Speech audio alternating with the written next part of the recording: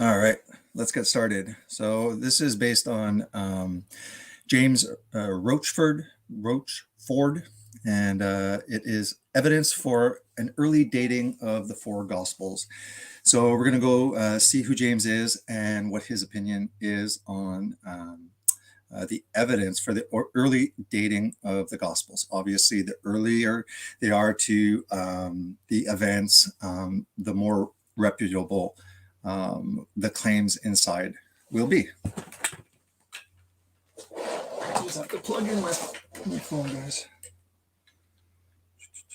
Put it here. I'm going to put this in my playlist, and the playlist, I'll show you where it is, which section this will go under. What I tend to do, I find, just give me a second, I'm having trouble putting in the,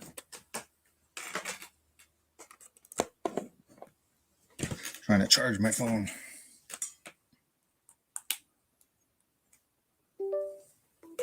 Okay.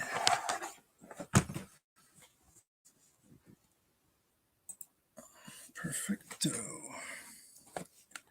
Actually, I'm a little nervous with plugging in the phone to charge. I just did that, and full like family photos just popped up because I connected it while don't need that.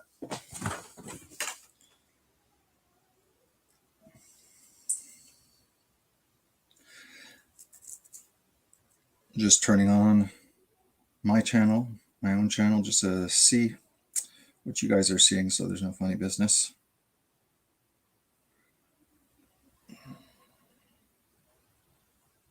Good. Okay, so I'm going to show you first the playlist. I tend to do really, really long streams, and when I get into something, then I want to kind of tie it into other things, and things just, it's beautiful that they tie in together. It shows that they're there's a continuity and stuff like that, but it could be really, really, really long. And a lot of people, want perhaps like a shorter version, a little bit of information on the evidence, not necessarily a 3-hour, complete everything. So, I think it's important because what I find is when I come to let's say speak about Christianity with somebody who's a non-believer or something like that, there is a certain crowd that they don't want to debate theologically. They literally just want to rip apart the scriptures. They want to take everything that they don't like out and say that that was added in and that was corrupted and that's not part of the original. And then after, they want to, turn around, reinterpret out of context passages, and they'll pull from mythos channels and stuff like that, and New Age channels and conspiracy channels, and people that want to say that Jesus is just a mythology, like zeitgeist and things like that. So these are things that you can easily throw out as a non-believer, and it's many Christians may not have a response to that. They may just don't know how to convincingly refute that. So it's important for Christians to know a lot about biblical archaeology. Is there evidence? Know exactly what academia says about the manuscripts, and not just from Christian academics and things like that. We want to look at what are the hardest critics, like Bart Ehrman, for example. He's not Christian, and he's a New Testament scholar. So, he has no bias to try and be a pro, typical Orthodox Christian narrative on datings and things like that. So even by taking his later dates, we still see that this is still very powerful evidence. If you were to just take away, and this is a video we will eventually do, take away the four Gospels, okay? Take it out, boom. Then grab Revelation, kick that one out. Grab even 1 John, grab that and throw that out. And then just try and function just with the epistles, Romans, Galatians, Philippians, Ephesians, 1, 2 Corinthians, James, all of the other letters, okay, that are really written not in biographical forms, not in like a synoptic fashion, like the first three gospels, that is kind of like events happening in a timeline in a biographical style. We have John, that's the fourth one, that takes a complete different spin, while the other three focus on Jesus the Messiah. John focuses on the pre-incarnate Christ, who he was, the divinity of Christ, the Son of God, the Son of the living God. So this is stuff that we're going to work into.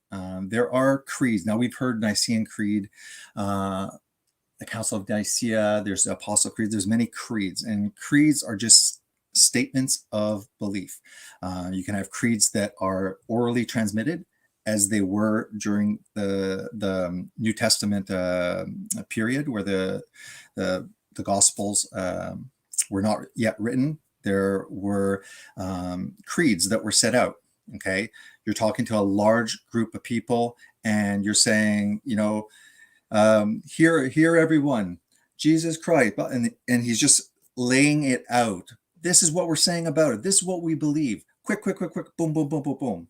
And we see these creeds that are in there earlier than the Gospels were written. So there is ample amount of theological information written in these letters that looked like completely communications between apostles in various areas. We know, there's the church in Ephesus, in Philippi, in Corinth. There's one in Rome. There's one in Jerusalem. They are, springing out in the Middle East. There's 7 churches that are in Asia, the current modern Turkey. So the apostles, as well as, Paul, called by Christ Jesus, okay, to be, the apostles, the disciples, very to protect and to transmit, So they had a very special creeds. Just a minute. Creeds. Ariel said, un creed, je sais pas en français, mais c'est juste comme un bref description d'une croyance.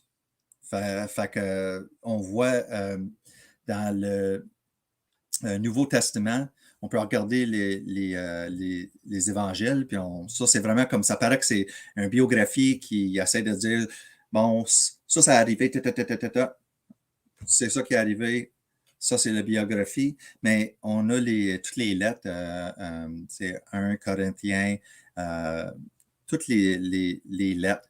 Les lettres, ça paraît que beaucoup sont écrits par Paul, mais il y a beaucoup, c'est vraiment des communications, ça paraît, c'est comme, il écrit des problèmes qu'il a attendus, il veut aller voir, on va dire, l'église à Corinthe, il est en train d'expliquer tous les problèmes qui sont, fait que c'est vraiment, là, ça montre que c'est des écritures historiques qui avaient une but, c'était des lettres que les croyants écrivaient à eux autres, ça a donné qu'ils ont collectionné ça. Mais si t'enlèves les évangiles, le Révélation même, puis 1 Jean, juste avec les communications des lettres entre les apôtres, on peut créer vraiment exactement la croyance que les chrétiens ont présentement de Jésus, qui était, pourquoi il est venu, puis qu'est-ce qui est arrivé. Sorry, I was just trying to explain. Elias was talking about creeds, and I just wanted to explain that it can be verbally or written down, and it's merely a concise statement of beliefs. So everybody, vegans will have a creed. They'll have a statement of belief. Atheists, they have a creed. They have a statement of what atheism is, agnosticism. All of these things that explain what this belief is a creed. So we all use creeds. There's nothing wrong with a group to sit down and say, let's make sure we're consistent with this message. Let's have it out if there's any differences. Let's iron this stuff out, and let us come out unified with a common message. And these creeds were formed, and we find these creeds, and they're recognized by academics inside. A lot of the epistles of Paul and stuff are hovering around 50 AD, and these are people who are the hardest critics. It's very, very close to the life, ministry, death, resurrection, and the whole event of Jesus Christ.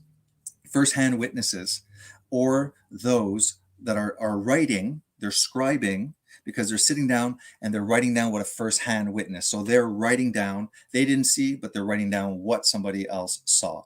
And many Christians do not know. It's like, what is the honest, the Christians will say it's amazing evidence. It's undeniable. The atheists will say there's no evidence. It's all mythology. He didn't even exist.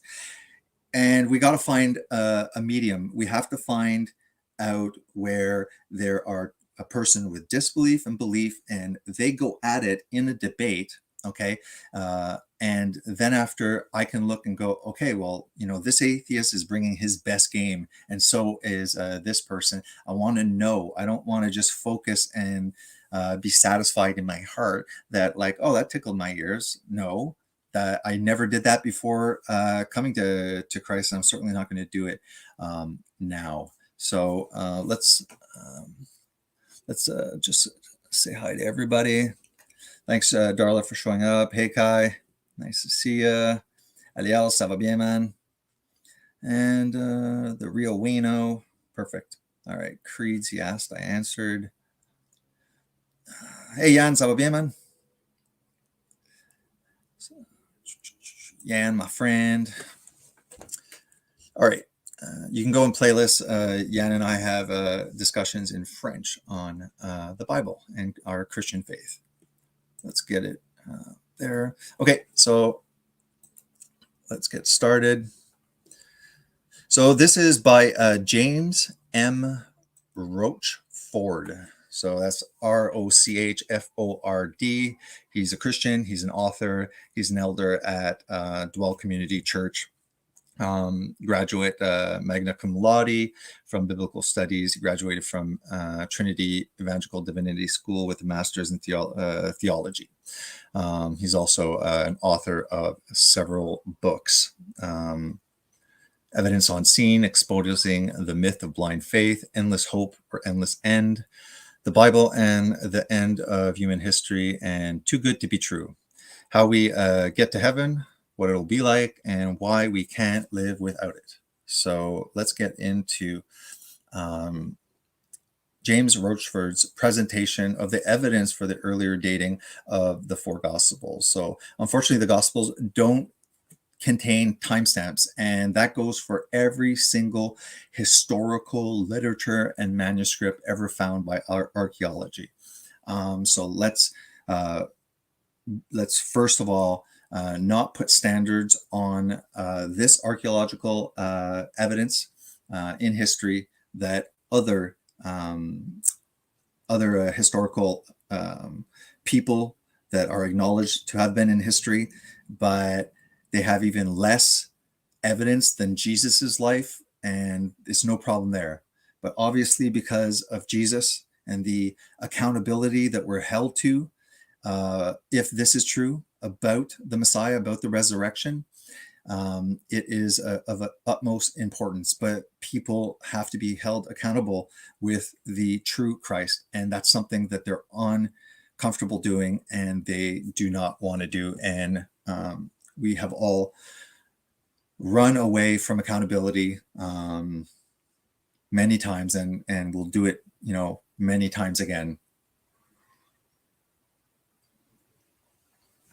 Like a natural default, you have to stop yourself to make sure that you're not trying to let yourself off the hook with lying to yourself.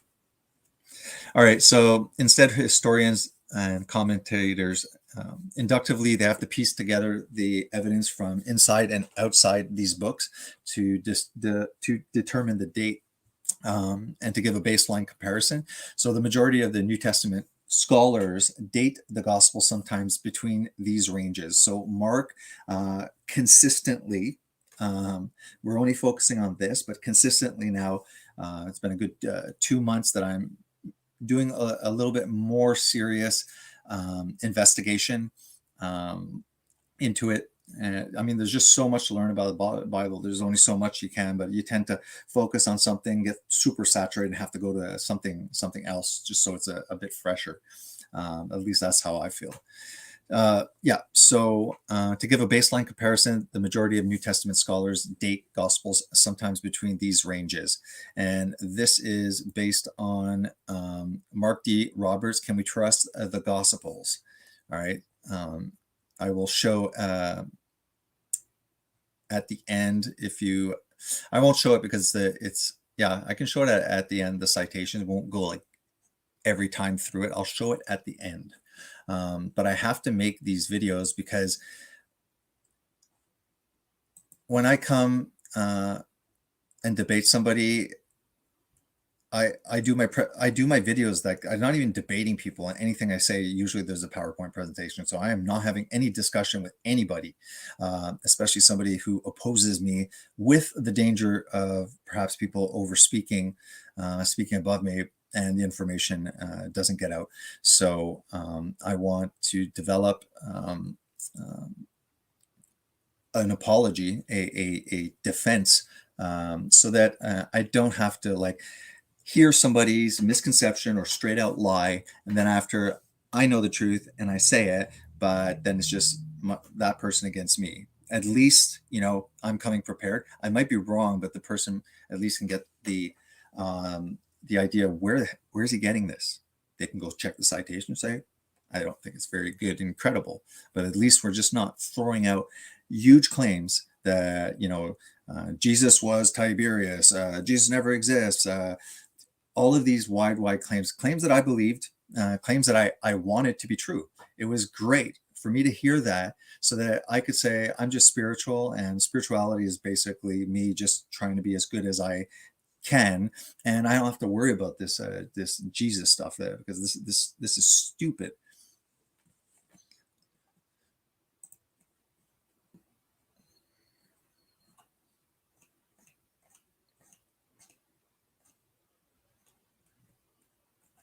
All right, so let's present the screen. So we're going to share, give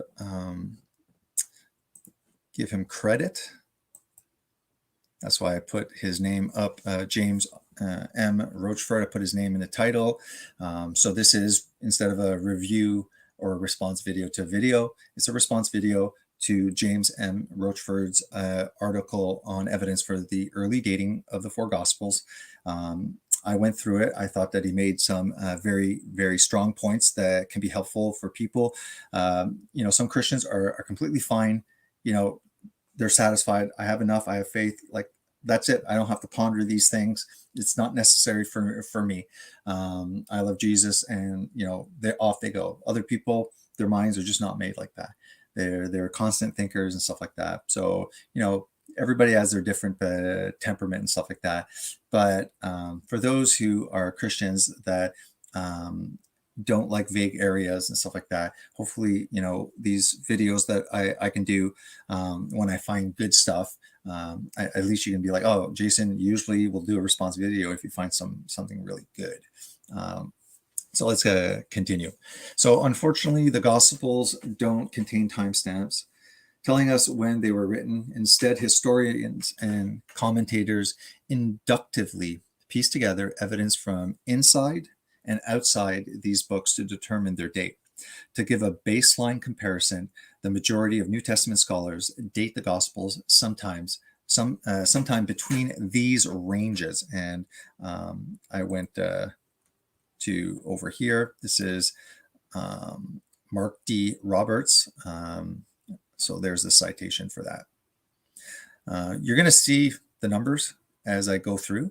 So what I'm going to do so that it's not wasting time just literally going to citations, you can see as I read, there's little numbers here. Those numbers, okay, when you go onto the YouTube site, you can further go to these citations and then go down the rabbit hole and just keep on, you know, going and researching the third citation, the second citation, and keep on going that way. This video will not prove if James M. Rochford is right or wrong, but this is the way I've always functioned, is I will just keep on watching.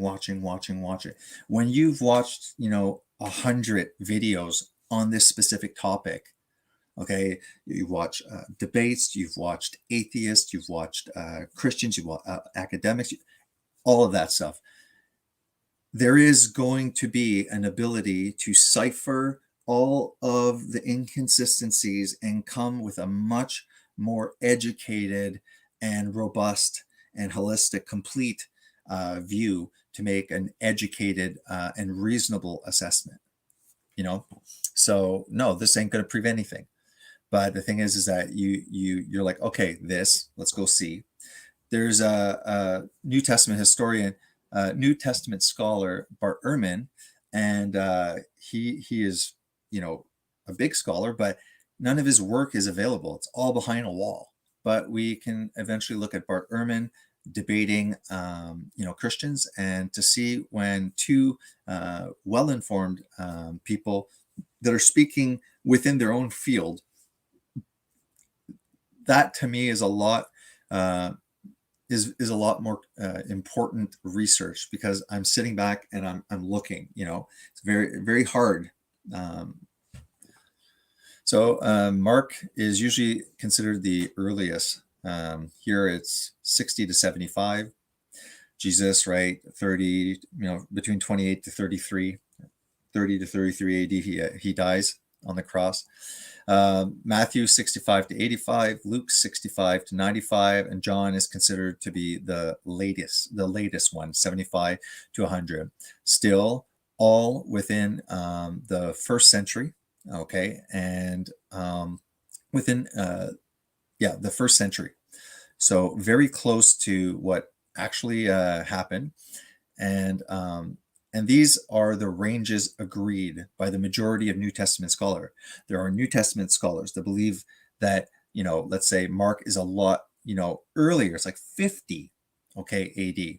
And then there's some, scholars that are like, no, it's 90 AD. So yeah, there is variation, and it's not a complete science. Like they say, they have to use the power, of inductively piecing together evidence, various forms of evidence. So these standard dates could very well be true, and surely many Christian scholars hold to these dates.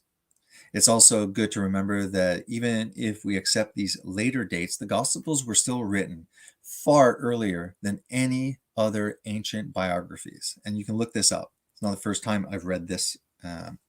For instance, the Roman Emperor Tiberius died just a few years after Jesus in 37 AD.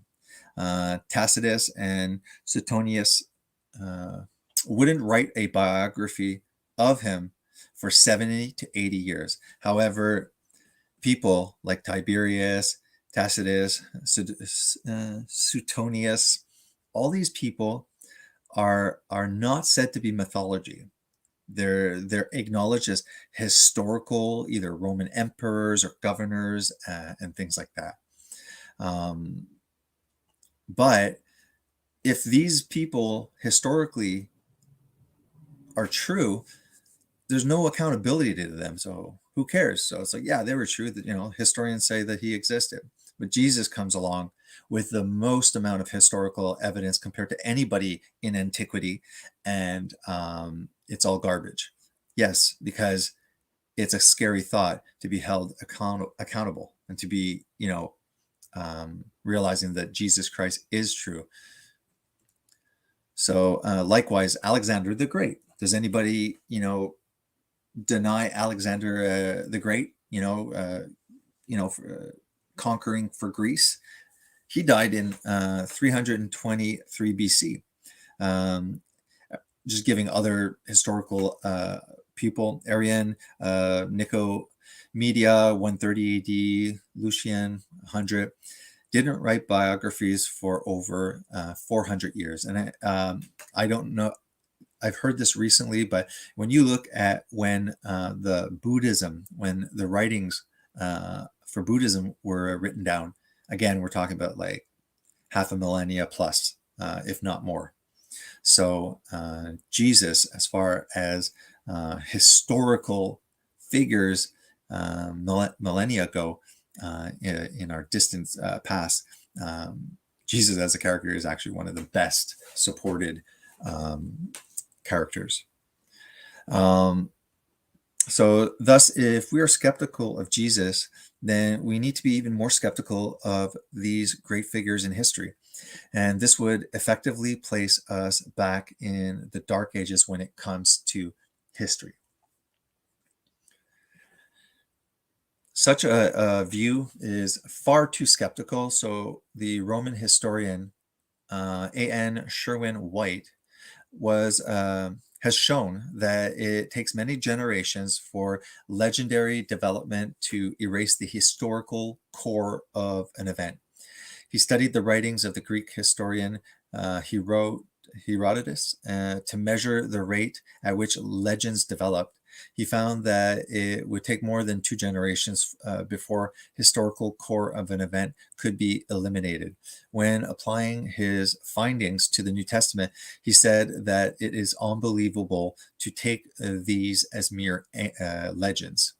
While exaggerations and embellishments can creep in over time, his point is that it takes a long time for those to replace the historically central events themselves. So that being said, we still hold the conviction that there is very good evidential case for the early dating of the Gospels. Like the Jesus talks about, is it Mark or Matthew?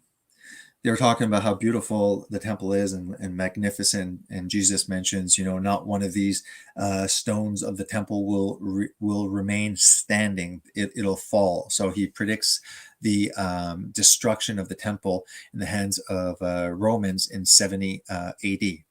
So because Jesus prophetically warns about this in this literature, obviously secular scholarship will say, well, it's quite clear he can't tell he's not God. Jesus isn't anything special. We're just looking historically when this stuff is dated, and obviously,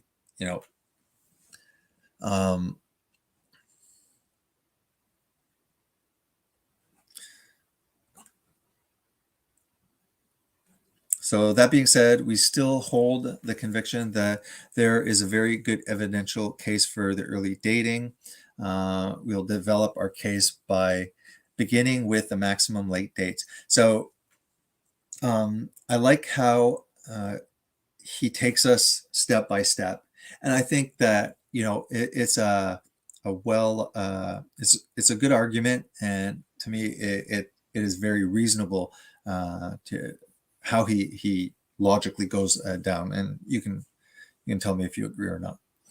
So early manuscript evidence, New Testament scholars, almost without exception, they agree that the synoptic gospel, that's Matthew, Mark, and Luke, they predate the Gospel of John.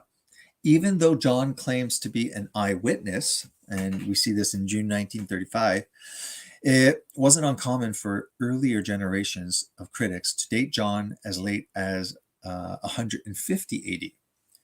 They claimed that John was actually written by the disciples, called the Johannine School in Alexandria, Egypt. Indeed, critic F.C. Bauer dated Acts and Mark to roughly AD 150, and he dated John to AD 160 and 170. Starting to get this far you're starting to put enough time for legend, mythology, and stuff like that. As you get further and further from the event, obviously less reliable. But no one dates John this late anymore. Okay, one reason for rejecting such a critical view is that we actually possess a fragment of John that dates to 125 AD. So obviously, the historians and archaeologists and stuff like that, they find archaeological finds of papyrus, manuscript scrolls, and some of them, like this here, they find just a fragment of the Gospel of John, but it's dated, this fragment. Obviously, this is not the manuscript that John originally wrote. These are likely copies, right? That were, it's like, hey, I want to go preach the gospel too. So, I'm going to copy the manuscript, take it with me so I can, share it this way. So, so no one dates John this late anymore. One reason is that, well, we have just a piece, and this must be a copy, copies of copies, right? Many copies, and the copies are 125. So how can you say that John himself wrote it in 160 and 170? Secular scholars, New Testament, biblical, ancient, all of these academics and stuff like that, they say, look, it has to be well after 70 AD because of what's written in there. There's prophecies, of course, it has to be after the prophecy. That doesn't exist for real.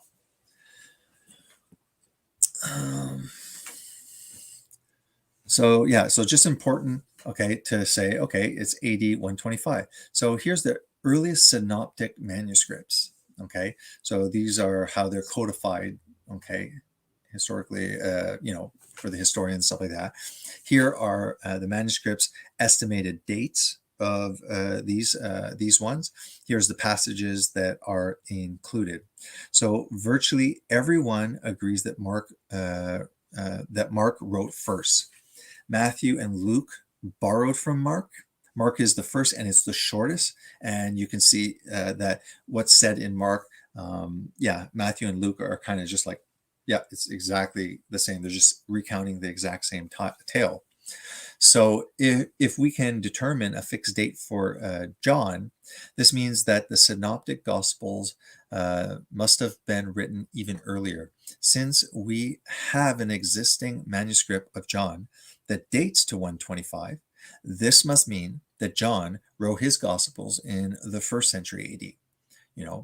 These, so between 33 AD, his death, and 99 AD.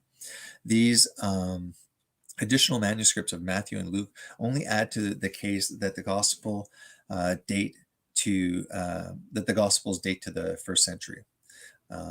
This is another very important area of research. Okay, give me a second, sorry.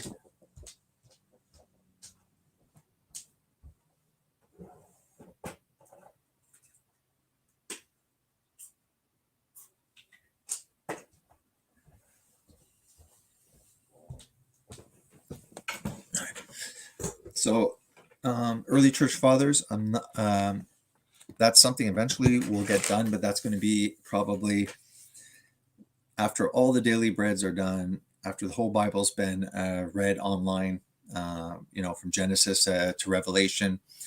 What's important about these church fathers? Okay, the church fathers, historically, what their writings say are not inspired. Okay, even though I believe they were under the inspiration of the Holy Spirit, but what they do give Christianity is something extremely important. We know that they're written in 95 AD, here 100. So you can look at, there's a lot of church fathers and there's a lot of writings. And what you can do is look at their creeds, their statements, their statements of belief. What are they saying about Jesus? Are they talking, with things like the Son of Man and stuff like that? We get to, when was the Council of Nicaea? 300 and something, 350 around AD, Constantine was the emperor. Christianity was adopted as the religion of the state with Constantine. There were a lot of sects opening up, Gnostics and stuff like that, all sorts of deviations from original Christianity. So at that time, we could do a study in this. I have done a study just to say it's not like Constantine was sitting there and he's like, okay, I'm the emperor, I'm going to decide this. No, he organized it, but it was the bishops, it was the emperors, bishops, whatever, the high up people of that time, so cardinals, bishops, and stuff like that, that all got together to fight it out, because yes, it was difficult to know who Jesus was. Like it looks like he's divine, and it looks like here that he's a man, and he's talking about God being his father, but here he's, and it's like, yeah, that's where you come to the understanding that God is the Father, and the Son and the Father and the Holy Spirit are one in substance, essence, and nature. However, the Son is always subject to the Father and doing the Father's will. The Son is not created but brought forth from the Father, therefore uncreated and eternal. Eternal things are the wisdom, Hakma, and word that the Logos that was always with the Father, in communion with him and the Spirit of truth and understanding. And this was, brought forth. So the understandings here prior to 350 AD is important, because a lot of people, again, will say everything changed when Constantine added this, Trinity kind of thing. It's very simple. Were there church fathers? Do we know when they were? Okay, in history, what were they saying? What were they saying before Constantine put that idea in their head? Were they already making pretty much what the creed of the Trinity, the Council of Nicaea, and the Apostle Creed?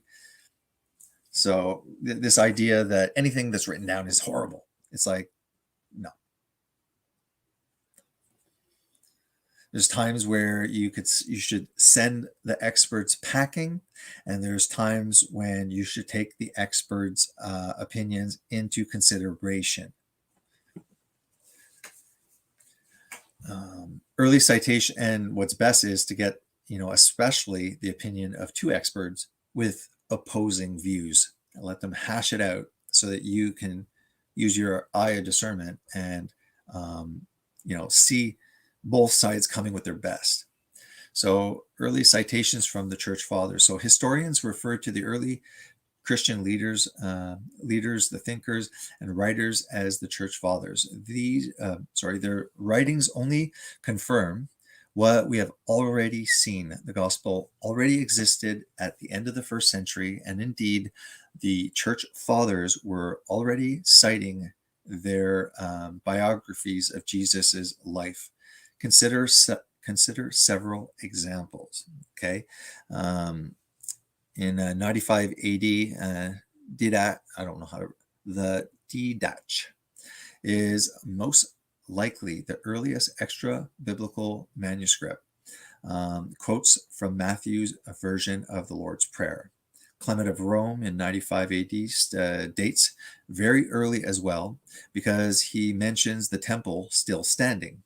And Clement cites Matthew. So if Clement is 95, right?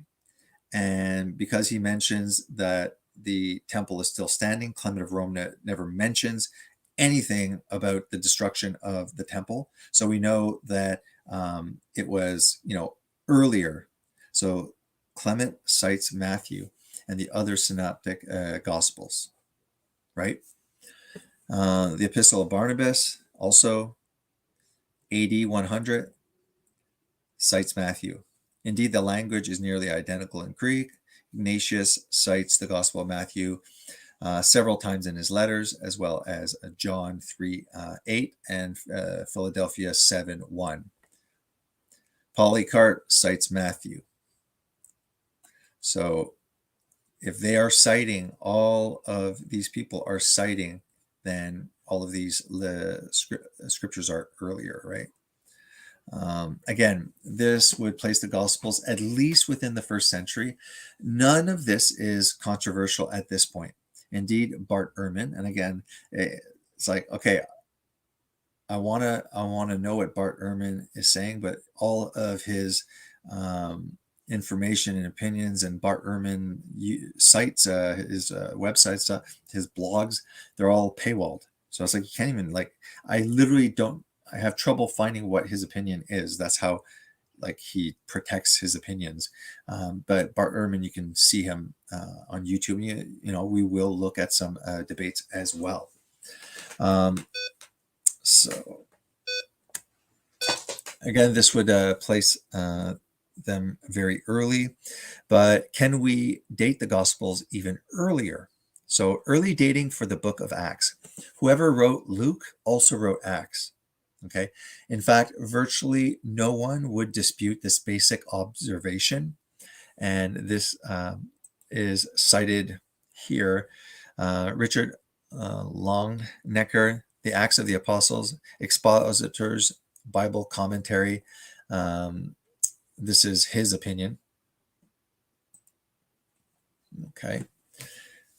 Let's look at Luke and then look at Acts and look at the literary style.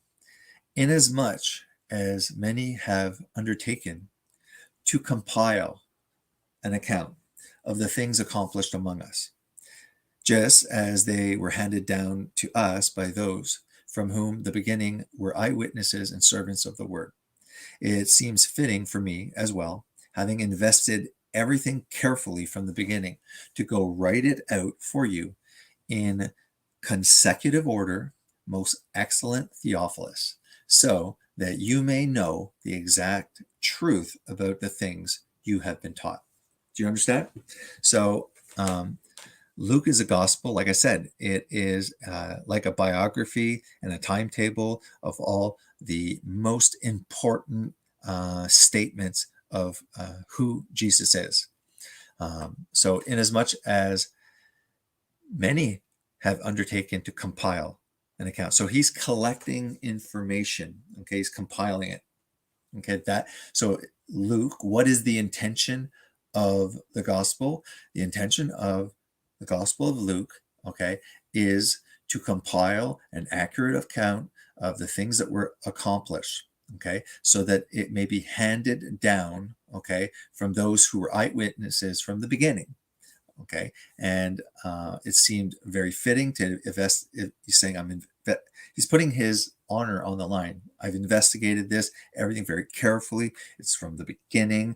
I've compiled this, from the eyewitnesses, and I'm writing this to you, Theophilus, and I'm doing it in a very concise, consecutive order, so that you may know the exact truth about the things you have been taught.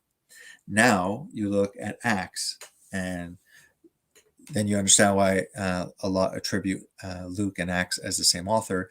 Here you see it says, the first account I composed, Theophilus. So the Gospel of Luke is talking here, and he's saying to write it out for you. So Luke is writing for Theophilus, right? And then after Acts, the author says, the first account I composed, Theophilus. Sounds like the Gospel of Luke, doesn't it? All about that Jesus began to do and teach until the first account I composed, Theophilus, about all that Jesus began to do and teach until the day he was taken up to heaven, after he had by the Holy Spirit given orders to the apostles whom he had chosen. To those he also presented himself alive after his suffering by many convincing proofs, appearing to them over a period of 40 days and speaking of the things concerning the kingdom of heaven. Since Acts is a sequel to Luke, then this must mean that Luke predates Acts. And if Mark predates Luke and Matthew, then this would date Mark even earlier. Hence, if we can date Acts as early, then we can date Luke even earlier. And then all academics agree that Mark is the earliest. So then we can get Mark thrown in for free that date, and an extremely early date. Don't forget, a lot of these dates are pushed much further, much older, because of the accuracy in the predictions of 70 AD's destruction of the temple. So a lot of scholars, right, are just saying, well, obviously, this is not, a book that can tell prophecy. So, they just wrote it so it looks like it was before it got accomplished. But when you look at the whole thing, it's just overwhelming that this is likely not the case. You can share your opinion in the comments. Arguments for the dating of Acts as 62 AD. Several lines of evidence date Acts earlier, roughly around 62 AD. This is Paul arrives in Rome in AD 60 because the procurators switched from Felix to Festus, and we know that Paul was there for 2 years.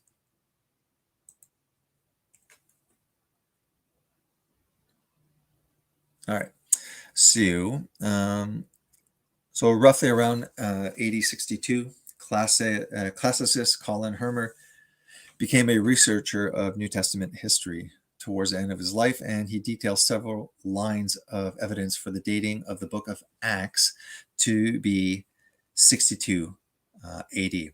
Consider several lines of evidence. First, the book of Acts does not record the Jewish war or the fall of Jerusalem, occurring between 66 and 70. Written extensively in the Maccabees, Josephus. Okay, the wars between Rome and the Jews is historical, not debatable. Everyone agrees. The Romans completely decimated the city of Jerusalem in an absolute bloodbath. Josephus states that the Roman army killed 1.1 million Jews, and they took 2,000 captives as slaves. The starvation during the siege of Jerusalem was so horrific that parents cooked children for food. This 3-year period was an absolute nightmare, and this is quoted here, Josephus, Jewish Wars, and it quotes where, the citation of where in his writings this is said. Wow. All right. So this 3-year period was an absolute nightmare. Now let's put some stuff in context. And yet, Luke didn't write a word about it in the book of Acts. The book is that old. The book of Acts is written well after all of this. It didn't get even a mention. To put this in perspective, this would be similar to a reporter failing to mention World War II while he was on assignment in Paris in the early 1940s. That's well said. Second, the book of Acts doesn't record Emperor Nero's persecution of the Christians in Rome. Nero began a horrific persecution of the Christians after the Great Fire in Rome, crucifying Christians and burning them alive by the thousands. But yet again, Luke didn't mention a word about this in his book. Luke recorded other persecutions, but he didn't mention this one, which was one of the worst of its kind. Indeed, it's so bad that what happened, in 70 AD was so horrible that Christians that believe in preterism believe that the horrors that you see in Revelation are actually a description of what happened in 70 AD. And to a certain extent, it is a birth pain of what will happen, but it's not the completion. But it kind of gives you an idea of how horrific this was. And what? Nothing mentioned? It's likely not mentioned, because it predates the tragedy. And yet Luke didn't write a word about it in the book of Acts. So second, the book of Acts, Nero began a horrific persecution of Christians after the Great Fire in Rome, crucifying and burning them alive by the thousands. But yet again, Luke didn't mention a word about this in the book. Luke recorded other persecutions, but he didn't mention this one, which was one of the worst of its kind. Indeed, a late date for Acts seems utterly out of character for Luke's picture of the Romans being so friendly and positive to Christianity, which would make no sense after Nero's campaign. He's getting this from the Annals of Tacitus, his writings, 1544.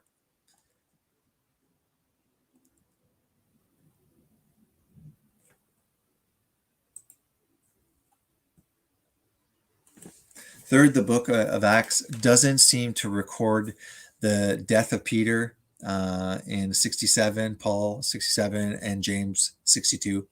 Luke had no problem recording the martyrdom of Stephen in the book of Acts 7:58, or James of Zebedee in Acts as well.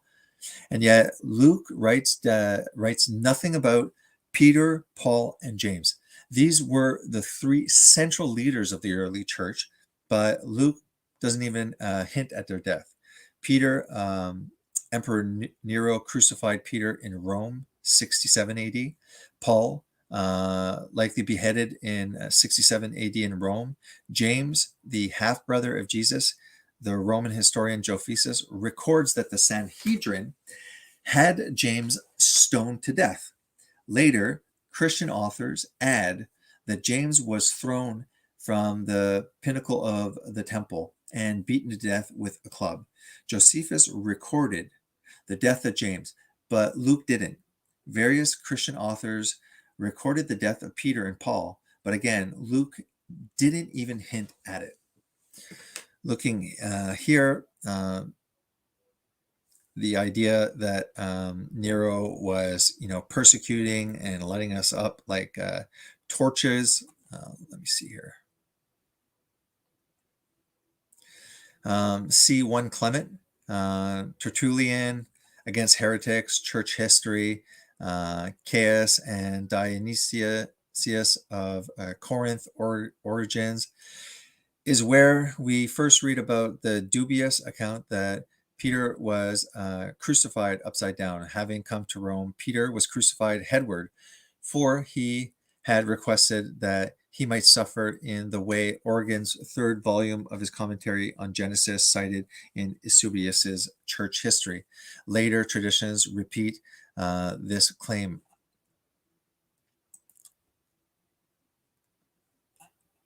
Okay, and here's 22, just kind of showing you where they're getting it is there. And then we're back to 23 here. So James recorded the death, Joseph recorded the death of James, but Luke didn't. Various Christian authors recorded the death of Peter and Paul, but again, Luke didn't even hint at it because it hadn't happened, because Luke and Acts were earlier. Fourth, Acts presents theological disputes that would only be issues before 70 AD. For instance, Acts 15 centers on the question of whether Gentiles should be circumcised. But after 70 AD, most Jewish Christians were sadly gone, and Gentile-centered Christianity grew exponentially. Indeed, the Gospels are thoroughly Jewish, but Judaism and Christianity departed radically after AD 70. I'd say that they departed radically because Judaism was fulfilled through Christianity, and because they rejected their Messiah, and then by 70 AD had no more temple, they were unable to do anything in their scriptures, because they had no Levitical law, they had no sacrifices, no atonement for sin. And if they were going to reject all of that temple stuff, then the only other option was to leave that and to go and hang on to Messiah, who's the fulfillment. But they reject Messiah, and then after, they have zero ability to practice what what Judaism was prior, during the times of Abraham, Moses, and everything, or right up to 2000 AD. Fourth, Acts presents theological disputes that would only be an issue in 70 AD, for instance. We just talked about that. The fifth, Acts emphasizes the legal protection of Christianity under Judaism. Before the Jewish War, prior to 66, Judaism was a legal religion, but after, the Romans revoked their privileges. Why then does Acts spill so much ink to demonstrate that Christianity is a legal religion like Judaism, if it was written after Judaism had lost their protection in 66 AD as a result of the Jewish war? Furthermore, why does Jesus heal the Roman centurion servant? Why does a Roman save Paul's life? Finally, why does a Roman centurion identify Jesus as the Son of God? All of these things that we're seeing in the New Testament are not things that would have appeared prior after 70 AD, right?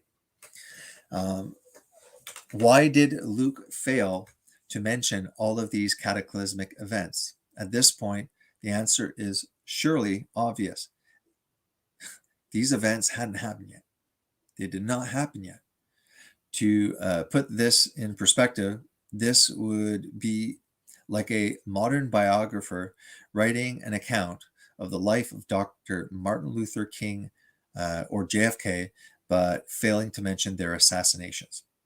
Of course, this is an argument from silence, agreed, but it is a conspicuous silence, and it's a deafening silence, indeed.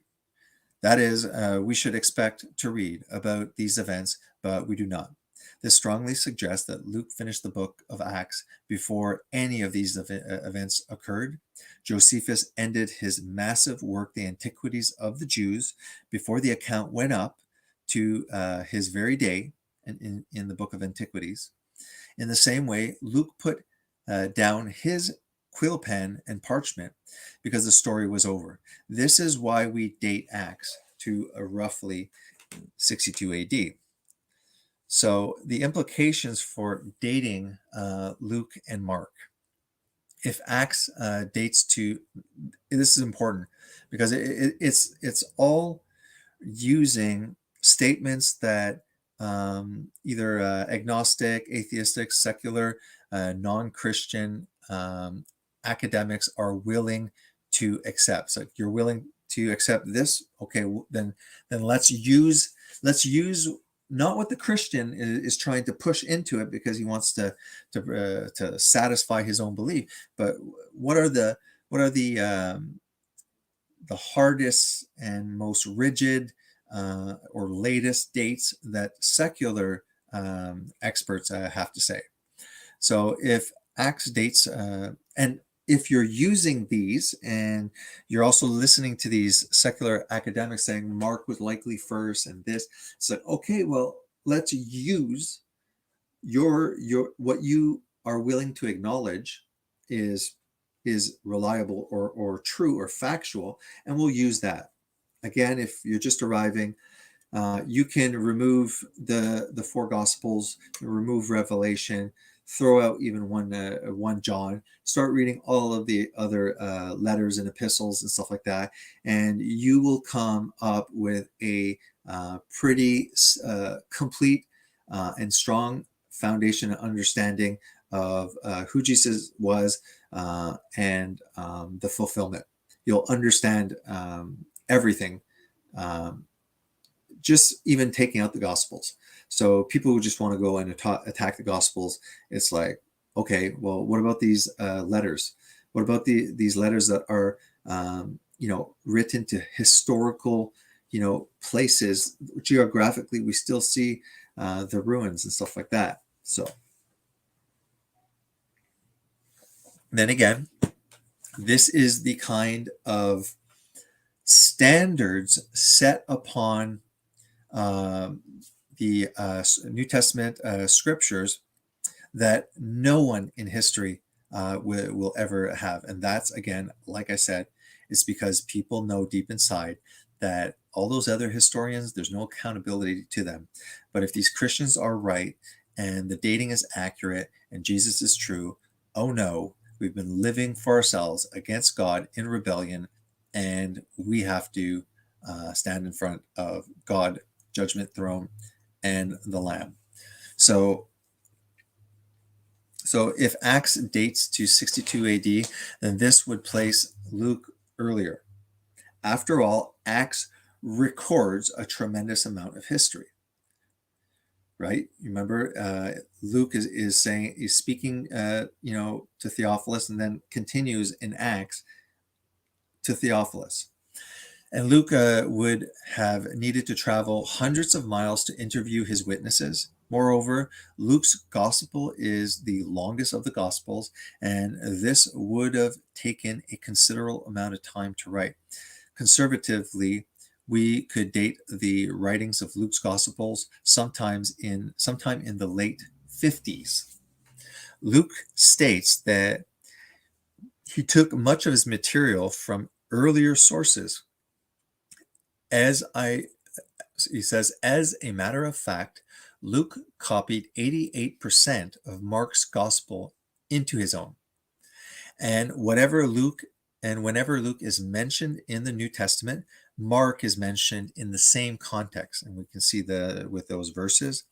This means that Luke and Mark knew one another, and Mark's gospel predated Luke's gospel. Thus, if Luke dates to the late 50s AD, then how early should we date Mark? John Weinham dates Mark to the mid 40s AD. And even critic James G. Crossley, co-founder of the highly skeptical Jesus Seminar, dates the book to the late 30s and early 40s. I don't trust Jesus Seminar group. Over here, and this is coming from John Weinham, Redating Matthew, Mark, and Luke, the IntraVarsity Press.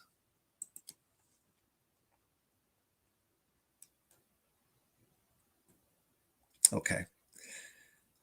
If you go to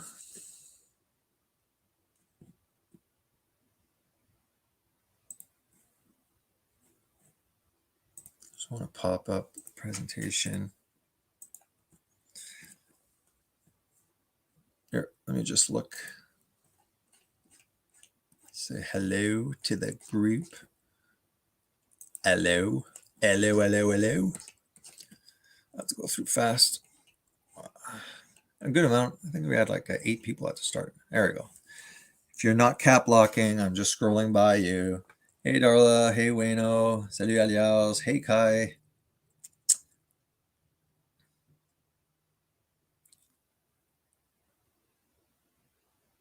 The best person to look for early Christian creeds is Dr. Gary Habermas, PhD. We'll pretty much do response videos to all of his stuff too.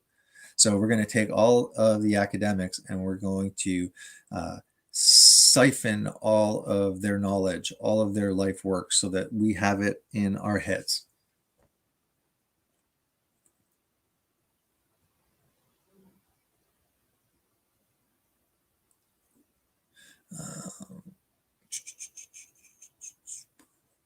Luca. Yeah, and Luca, this is a fellow Christian. We do French content once in a while.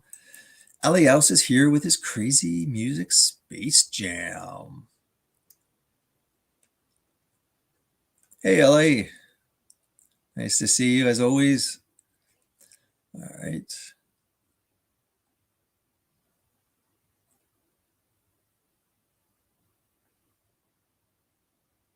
You are so, you want to be hurt. Almost done. All right. I don't see no cap locks. So if there's anything you want me to see, just cap lock it or rewrite it. Okay. I don't want dead air time. We've gotten through a lot. Okay. Let's get back to business.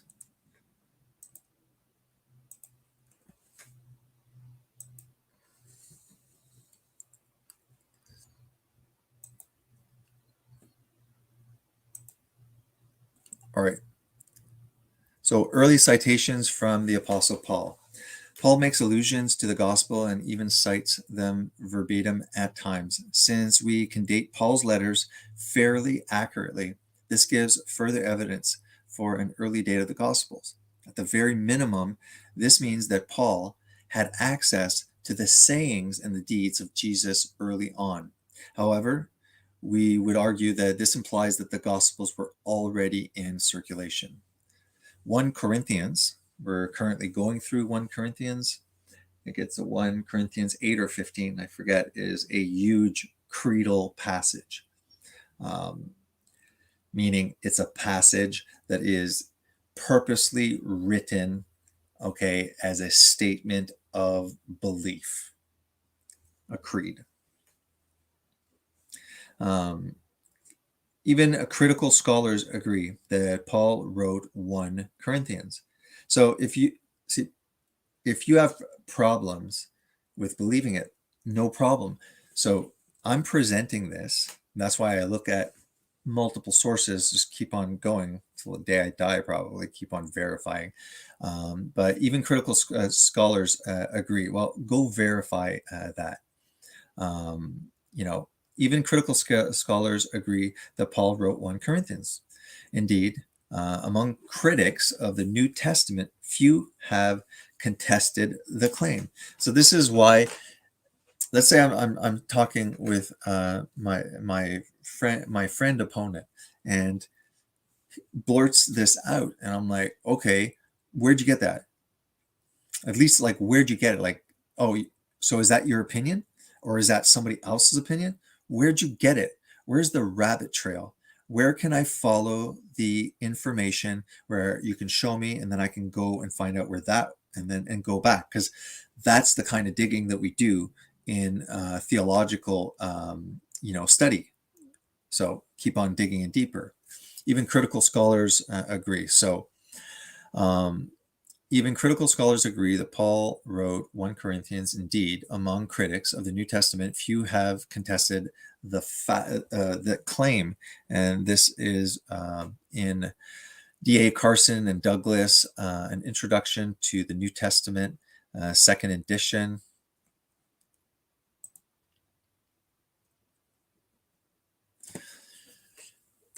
And the authenticity of the epistles is universally recognized.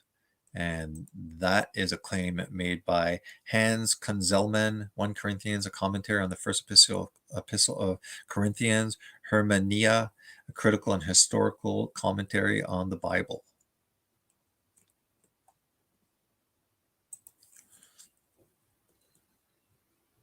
All right, there's others, so you can check that. Furthermore, the Gallio stone dates the beginning of Gallio's office in Corinth to the early summer of AD 51. This serves as a timestamp dating 1 Corinthians sometimes in the mid-50s, which is a date for the letter that has wide agreement. This means that Paul wrote the following verses in AD 55. So I wish I could recognize 30. So you can go see the citations. Let's do this. All right.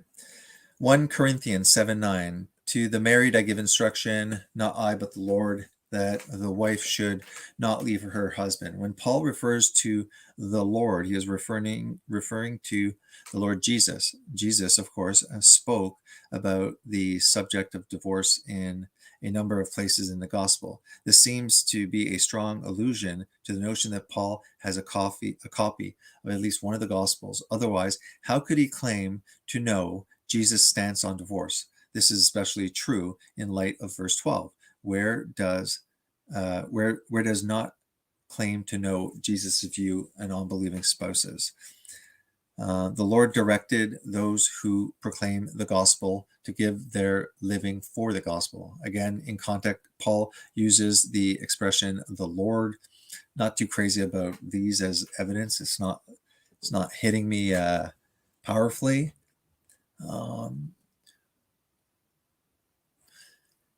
For I have received from the Lord that which I have also delivered to you, that the Lord Jesus, in the night in which he was betrayed, took bread, and he gave thanks. He broke it and said, "This is my body, for which is for you. Do this in remembrance of me."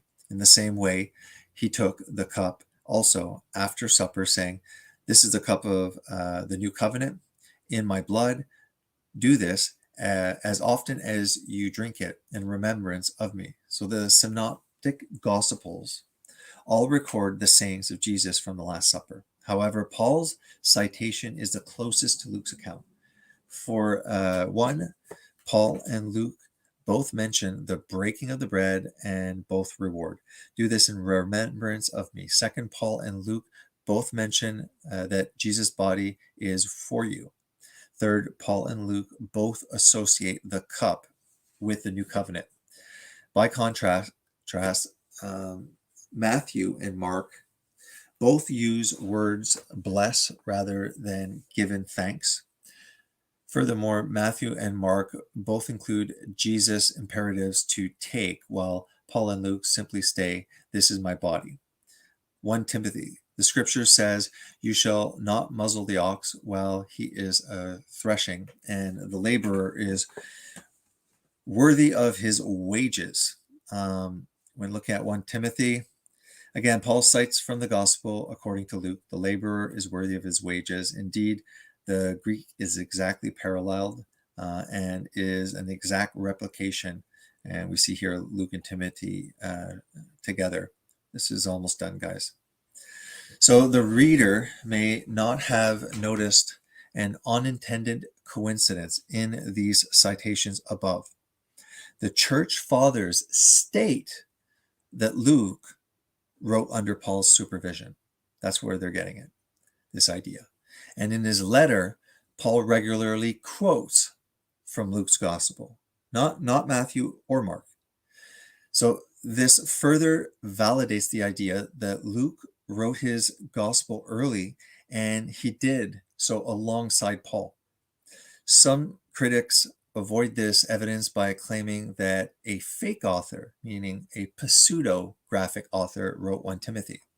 And he wrote this long after Luke's gospel was in circulation. However, the argument denying Paul's authorship are unconvincing. And we're going to finish with the objection. The objection: the gospel couldn't have been written before AD 70 because Jesus predicted the destruction of the temple. Jesus predicted the destruction of Jerusalem and the destruction of the Jewish temple. Regarding the Jewish temple, Jesus said that it would become desolate. And he said, "Do you see these buildings? I tell you the truth. They will be completely demolished. Not one stone will be left on top of another." And regarding the city of Jerusalem, in Luke, Jesus predicted that the city would be set on fire. Jesus forewarned his disciples, "When you see Jerusalem surrounded by armies, then recognize that her desolation is near. Jerusalem will be trampled underfoot by the Gentiles." New Testament critiques argue that we cannot possibly date the Gospels before 70 AD because there was no way that Jesus could have made such predictions. However, this argument doesn't carry very much weight. One moment, guys.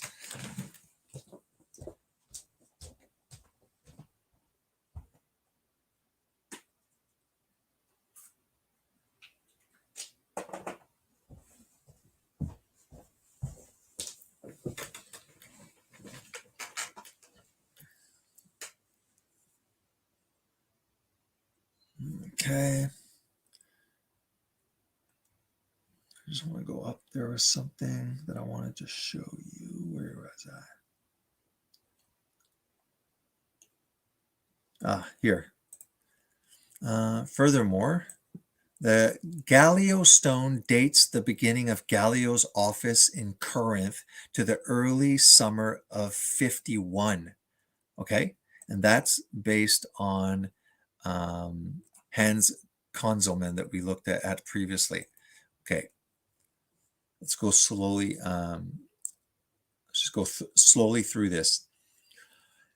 Gallio stone dates the beginning of Gallio's office. So historically, they know when he was in office. So let's check out something I want to show you. We're going to look at Gallio's office in Corinth. And this dates it to AD 70. So 1 Corinthians, okay, is pointing to about 50 AD. This serves as a timestamp during 1 Corinthians, sometime in the mid 50 AD, which is the date for the letter that has wide agreement. This means that Paul wrote the following verses AD 55. All right, I want to show you.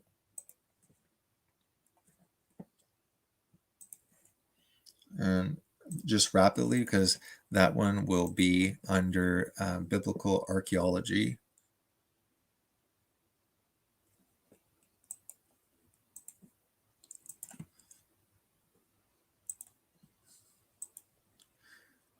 Biblical archaeology. So, right.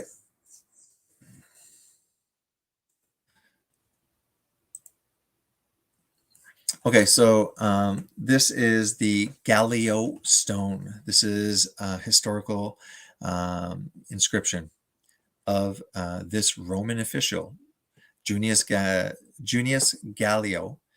And Junius Gallio, who is a Roman official. It's funny, I see, look, Britannica, boom, Britannica, Julius Gallio. Oh yeah, Roman official, never question. Yeah, for sure, they know everything about that guy. No problem. Off we go. Everything goes screeches to a halt when it comes to the man that we may all be accountable to. Then the standards for good archaeological and historical surveying goes out the window. I understand why. So Junius Gallio, he's born 5 BC.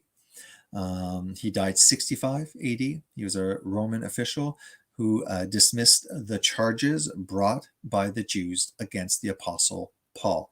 So if this is like some of my New Age Gnostic, friends that like to say, like this was written, 300 AD, Constantine, it was written like the after, they're old, and stuff like that. No, sorry, it's not. And I'm not an academic, and no academic is going to be interested in sitting down and talking with me. I'm not an academic. So the people I'm going to be sitting down debating and stuff like that are going to be basically people doing the exact same thing as me, doing their own research, and it's up to them to use their discernment. And we come to different conclusions, but at least it's very important that you challenge your views. And I think that if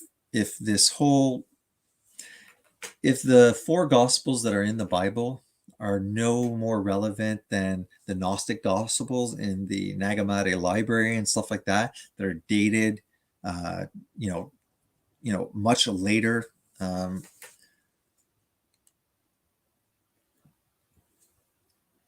I'll show you the Gnostic Gospels. I'll tell you when the whole point is this is very, very close to when Jesus died. Okay, so it's very high quality Christology. The elder brother of the philosopher Tragedian. Okay, I just want to get to the whole point that where it is.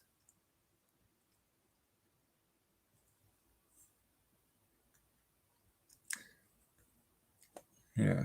The two brothers evidently returned to Rome in 42 when Claudius's new wife, Agrippina the Younger, selected Seneca to be tutor to the Emperor Nero. In the episode involving the Apostle Paul, which occurred when Gallio was serving as proconsul of Achaia in Greece in 51, indicates that Roman provincial officials at that time were remaining aloof from the struggles between the Jews and the new Christian religion.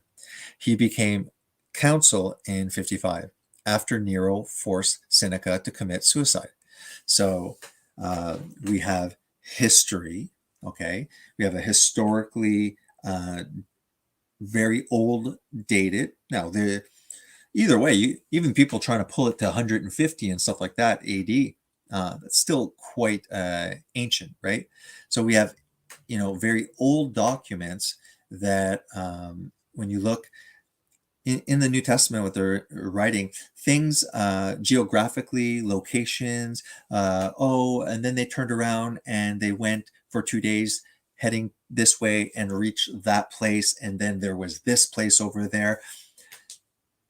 If you follow it, it lines up with the landscaping of the ancient Middle East at the time. So there's quite a lot of evidence, and here we see. So it's funny. It's like all we have is a little stone saying his name, but everything else, we know his elder brother. We know he's a philosopher. We know the dates. We know his new wife. All of these these wonderful proofs and stuff like that, and people have no problem. They won't challenge it. There's no accountability with these people. I mean, there's no accountability. What I mean is these people in history, no one's held accountable for. Anyways, this is more going to be for my biblical archaeology section. So I'm going to bring that down. I'm going to save it.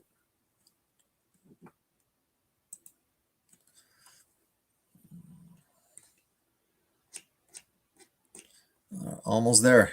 Home stretch, guys.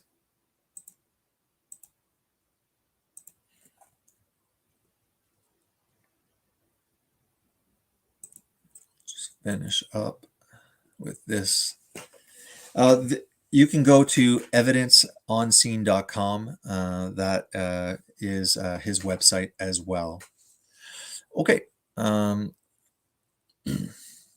it says, even critical scholars agree that Paul wrote 1 Corinthians. Indeed, among critics of the New Testament, few have contested the claim, and the authenticity of the epistle is universally recognized. Furthermore, the Gallio stone dates to beginning of Gallio's office in Corinth to the early summer of AD 51. This serves as a timestamp dating 1 Corinthians sometime. I already spoke about that. Directed those to proclaim. Talking about the Lord, the Synoptic Gospels. We went through this. Now we're at the objections. All right. Finally, this is really an unjustified philosophical objection. So let's see what happens here. Jesus predicted the destruction of Jerusalem and the temple. So regarding the Jewish temple, Jesus said that it would be desolate. We already wrote about that. So he speaks about it prophetically. So New Testament critics then argue, well, it cannot possibly date the gospel before 70 AD because there was no way that Jesus could have been able to predict. However, this argument doesn't carry much weight. The whole point of telling prophecy is to show the authority of the claim. First, this is really an unjustified philosophical objection, and not a historical one. After all, if God exists and Jesus was who he claimed to be, then predicting these events 4 decades in advance would be no more difficult than predicting sunny weather in Los Angeles. Critics of the New Testament could be right that God doesn't exist, but do they ever offer good evidence for the claim? You see, the believer, the Christian, is put on the stand. You're coming. Oh, you believe in God? Okay. And then all of a sudden you're put on the stand. You don't have to be put on the stand. You can ask what that person's world view is, okay? Because they'll have to explain why nothing comes from something. They're going to explain how the time, space, and matter, material, space, time, everything came into existence, and at one point it wasn't. Therefore, whatever was prior to time is timeless. Whatever created all material universe is immaterial, and whatever has expanded the heavens is omniscient, right? So first, after all, if God exists, so what I'm saying is, no, you can sit down, take a breath, and you can ask questions, and you're going to see that a lot of people are, relying as well on a lot of assumptions, presuppositions, and biases as well. First, there is really an unjustified philosophical objection, not a historical one. After all, if God exists and Jesus was who he claimed to be, then predicting these events 4 decades in advance wouldn't be that difficult. Critics of the New Testament could be right that God doesn't exist, but do they ever offer good evidence for this claim? Because we see intelligent, something that appears as intelligent design, as Darwin would say. We see coded digital language in our DNA. We see insane complexities within cells and all of this stuff. It's very, it says critics of the New Testament could be right. So anyways, there's good reason to believe. So you can ask hard questions too. It's not always you has to sit on the stand, because when you turn around and you just ask a little bit, okay, well, I want to know where they're coming from, you'll see that they're on rocky ground as well. For instance, in the introduction to a critical commentary on the gospel, do we ever see a chapter that philosophically argues that God cannot predict the future? Of course not. Why then should we treat their assumptions seriously? Moreover, the philosophy of religion isn't their area of expertise. This would be like asking a meteorologist for her professional opinion on car transmissions, or asking an actor for his professional opinion on jet propulsion. And I admit that. I admit I'm in that category. While they might be insightful and even accurate in their view, they are simply out of their area of expertise. Well, as a Christian, the more you study, you become, we train in righteousness. That's what it says. Through the power of the Holy Spirit, by the scriptures, we train ourselves in righteousness. And the more we train in it, the better, right? So, for instance, or the philosophy of religion isn't Critical commentaries, however, abound with the assumption of anti-supernaturalism without offering any reason to support it. If we are going to listen to their assertions and assumptions, then we need to hear their arguments. Second, the New Testament authors never record the fulfillment of this prediction. Luke records the fulfillment of Agabus's prediction of a famine under Emperor Claudius, but he never mentions the fulfillment of Jesus's prediction about the temple. This is truly astounding to consider that Luke would record the fulfillment of a no name, but neglect mentioning on of Jesus's most famous prediction to this time period. Third, Bible-believing Jews held that God would destroy the temple if the nation was unfaithful.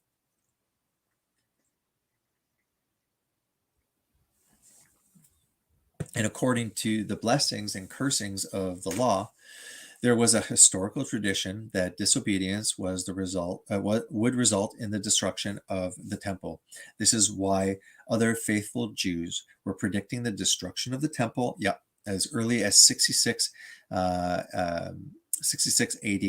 Therefore, it isn't hard to believe that a faithful Jewish rabbi like Jesus would hold the same view.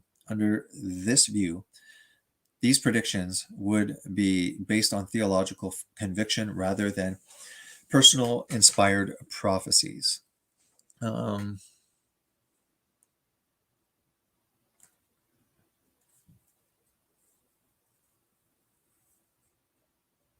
Okay, believing the Jews held that God would destroy.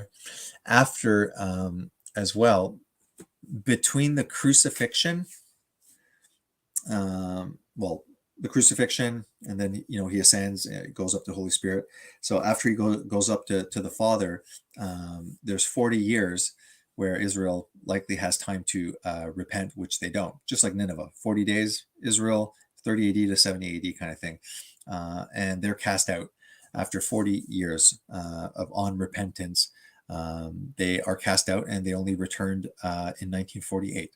Okay, so yes, indeed, after the prophesied killing of their Messiah, things changed in the temple.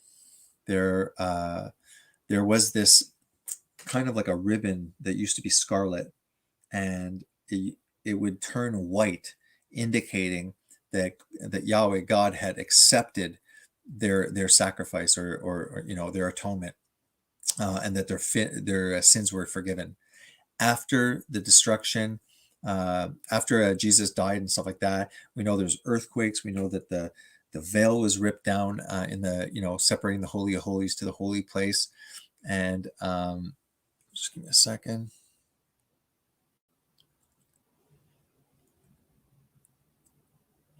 So there's some really weird things. Inside there's the menorah, that middle candle, representing the Spirit of God. And yeah, it's just it would go out. That candle always had to stay on, so it would go out, indicating one. And this is in the rabbinical writing. You can go see those rabbinical writings, and that is history. And in history, okay, through their writings, they're explaining that they didn't tie it, I don't think, to, oh, we killed Jesus, he was our Messiah, and now we're gonna get it now. They just knew that, there, the light keeps on going out on the menorah. There is, the ribbon remains scarlet. Our sins have not been turned white, and stuff like that. So they were anticipating that the temple would be destroyed. So that's also interesting. More extra biblical evidence to kind of, bring it all in together. The preponderance of the evidence. This doesn't prove anything. All of the videos that I have put all together, that is what I'm saying. It's all of these things. It's not the Shroud of Turin that convinced me. Oh, it's not this. It's not that one thing. It's not fine, seeing Mount Sinai in archaeology. It's all of it. Like LA says, cold cases, you're dealing with cases that are 20, 30 years old and stuff like that. There is a way of coming to the truth with different kinds of evidence that are still considered evidence and stuff like that. cold case Christianity and stuff like that. He was a guy that was a detective, so he would do cold cases, and he explains, what is considered reliable evidence, what are different kinds of evidence. It's not only like, oh, you got caught on the camera. There's other forms of evidence. I'm just going by what cold case Christianity guy said, but I thought I'd mention it because LA works in the justice system, so like I saw her and had to say something about justice. Third, Bible-believing Jews held that God would destroy. Fourth, Christian history teaches that many Christians followed Jesus' prediction and escaped Jerusalem and their lives. For instance, Epiphanius wrote, the Nazarene sect exists in Berea, Pella, and Bashan. That is where the sect began. When all the disciples were living in Pella, after they moved from Jerusalem, since Christ told them to leave Jerusalem and withdraw before it was about to get besieged. Like Eusebius, 4th century, stated, the people of the church in Jerusalem had been commanded by a revelation, vushafed, to approve men there before the war to leave the city and to dwell in a certain town of Pera called Pella. These statements fit with the idea that the gospel existed before the Jewish war, and therefore this is why the Christians in Jerusalem escaped before the war became brutal. Fifth, if the gospel truly wrote these predictions after the fact, then we would predict them to be more precise. So J.T. Robinson, who himself was a critical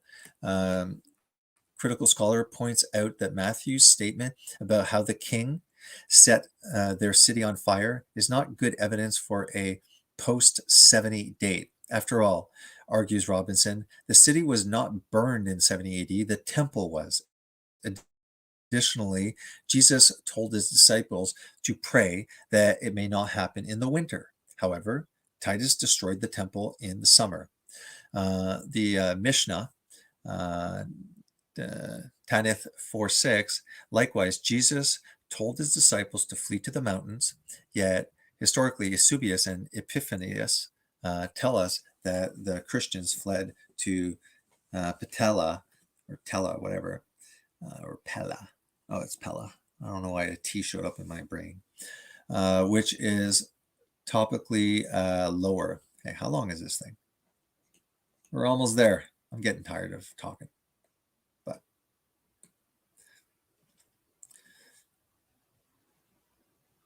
all right. So why did it take so long for the gospel to finally be written? We have argued thus far that the dating for the gospels are quite early. In fact, even if we are wrong about our evidence for the early dating, the late dating of the gospels is still within the 1st century AD and far sooner than any other ancient source. However, this still leaves the question, why did the disciples of Jesus wait to compose written accounts for decades? Why didn't they start to write these immediately? One common answer to this question is that the disciples began in the eminence of Jesus. Look, they thought that Jesus was returning after he ascended. They felt like he was returning really soon. They asked, like, when the end of the age is. Jesus said, it's not going to be revealed to you. He didn't let them know. He let them assume that this was going to be quick. All Christians must act like Jesus is coming for us at any moment. So yeah, you can see that Jesus plays agnostic on that, and says it's not up to anybody to know. That's the Father's will, and the Son does only what he sees the Father doing. Therefore, when the Father shows the Son knows when he has to come back. And he was like, don't pay attention to that. Okay. So I don't think that they felt really the need to start writing historical accounts and all sorts of that. I think the letters, the epistles and stuff just naturally started to be written as communications between the growing church of trying to hang together and not get slaughtered. Yeah, that's my kind of thoughts on it. Um, so one common answer to this question is that the disciples believed in the imminence of Jesus. That is, they believed that he would return at any moment. Consequently, they didn't think that written records would be necessary. However, this doesn't seem to fit with what we see in other religious communities who believe in an imminent end of the world. For instance, the Qumran community believed that the Messiah would come soon to rule and reign, and they wrote a voluminous amount of literature. Moreover, in our modern age, Christians who believe in a pre-tribulation rapture of the church write volumes upon volumes of volumes. It's true. In our estimation, a better answer to this question is that the early Christians began writing Gospels when, one, the first eyewitnesses started to die quite early. The apostles couldn't keep up with the rapid numerical growth of the church. Thirdly, this took painstaking research. And then, after all, imagine if you showed up to listen to me teach through Mark, but then you heard that Peter was teaching down the street on the life of Christ. Which person would you listen to? Surely you wouldn't have a choice, because I myself would be down the street listening to Peter. In the same way, the need to write Gospels increased when the eyewitnesses began to die off and when it became impossible for them to teach in person. Conclusion: we don't claim to have the final word on the dating of the Gospels.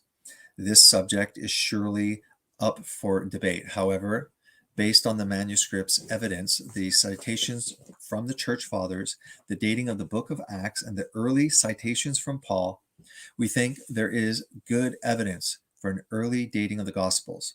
While we can't say with certainty, either side cannot say with certainty, we would offer these general dates for the Gospels below. Date of Matthew. We read the present tense to describe the Sadducees, those who say there is no resurrection. Is she sleeping? Oh, sorry. Okay. Those who date Matthew after 70 AD will have difficulty with this passage because the Sadducees virtually disappeared after the Jewish revolt of 66 AD. So why is Matthew, that's written quite later, talking about Sadducees when, if that was at a later date, they wouldn't even exist because they ceased to exist at 66 AD. So see, this is a lot of research. This is research that, like, a Christian ain't going to get just reading his Bible and stuff like that. You have to be curious. You have to go out and you have to have an eye of discernment, and you have to look at 100 times, 100 different, pose this question 100 times and read 100 different people on various sides, and then do it that way. Be a strong critic, because if you want to convince yourself, and lie to yourself, people don't like us. They don't like Christians. You'll be challenged. Okay, it's much better to have an answer. Likely they'll reject the answer, but it'll be an answer nonetheless. And I don't care what really somebody who I know is like, forget about it. They're not going to change at the moment. Still want to speak with them, still want to speak the truth. Don't feel anxious trying to convince them. They're not going to go like this, especially when you're coming in a discussion with opposite views. Both are very confident. What I care about is the viewers that are watching. I want to present my side that I believe, or else I wouldn't be wasting so much time on this, as best as possible. And I find a lot of joy in researching this, because my mind will not allow these questions to leave. My mind is just works too quickly. I'm always doing something. So, pas le choix. All right. So, good point here. We would date Matthew to 60 AD. Irenaeus in 180 AD said that Matthew wrote his gospel while Peter and Paul were preaching at Rome. This would place the writings of his gospel around the mid 60s, from 60 to 88, maybe. For Mark, due to the evidence listed above from the date of Acts and Parkin priority, we would date Mark in the late 40s and early 50s. In addition to that evidence, Papias, 130 AD, states that Mark became Peter's interpreter, and he wrote down accurately, although not in order, all that he remembered and what was said or done by the Lord. If Nero executed Peter in 67 AD, then Mark's gospel would predate this time, while Irenaeus in 180 states that Mark handed down his gospel after the martyrdom of Peter. This is seen in Against Heresies, Church History. This could simply mean that Mark widely disseminated his gospel after his death. The date of Luke, again, based on the evidence listed above for the date of Acts, we would date Luke in the mid to late 50s AD. In addition, several sources state that Luke wrote under Paul's supervision. The Muratorian fragment, Irenaeus, Against Heresies, Origin, Church History. Since Paul died under Nero in 67 AD, this would place the writing of Luke before his time. And we finish here with the date of John.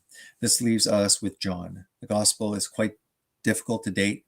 D.A. Carson holds to a tentative date of 80 to 88, though he states that any date from 55 to 95 is possible. Likewise, J. Ramsey Michaels dates the gospel to the second half of the first century, 50 to 100 AD, though he leans more towards dates that are after 70 AD. Following the work of Robinson, Leon Morris dates the Gospels of John before 70 AD. So perhaps early as the 50s and 60s. We aren't sure when to date John, but but as you can see, we are in good company. Okay. That's pretty much what I wanted to share.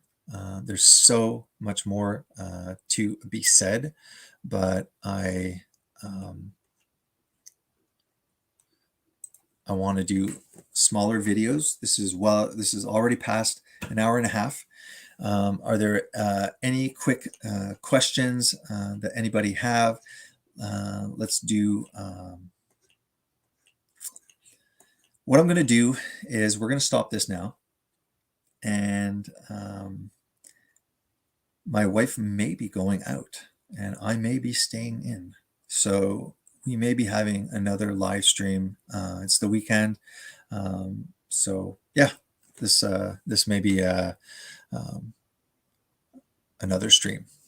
Let me know in the chats if you're interested in another stream. Again, this is far from being complete, and that's a little bit my problem. Is sometimes like I want to present so much. I got to build more, and this, look at this, look, and but it's like, yeah, you went and presented way too much stuff. It's just like, oh, that's a lot of stuff, kind of thing. I am definitely slowly but surely, just building up No hurry. PowerPoint presentations, most scholars believe they were written between 50 and 90. Mark is directed, this is another source than the other one, is directed towards Gentile Christians, as some of it explains Jewish customs. Uh, Luke's gospel, while addressed to Theophilus, is intended to all believers.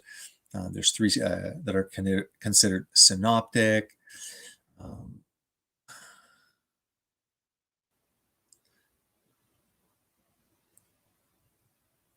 this is Luke, the start again. It explains, like, okay, so what's the whole point of these gospels?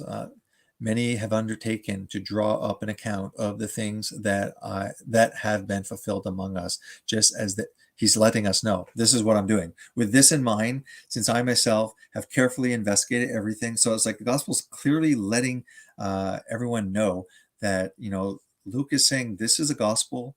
Gospel in Greek just means good news. This is the good news. This is the good newspaper that we can open up and share with them the good news of salvation. So it's 100% that they would eventually develop this oral tradition that are direct, to the point, creedal declarations of faith that were easily repeated and easily understood, and then incorporated naturally because they had been used just so much that it's naturally also used within the letters.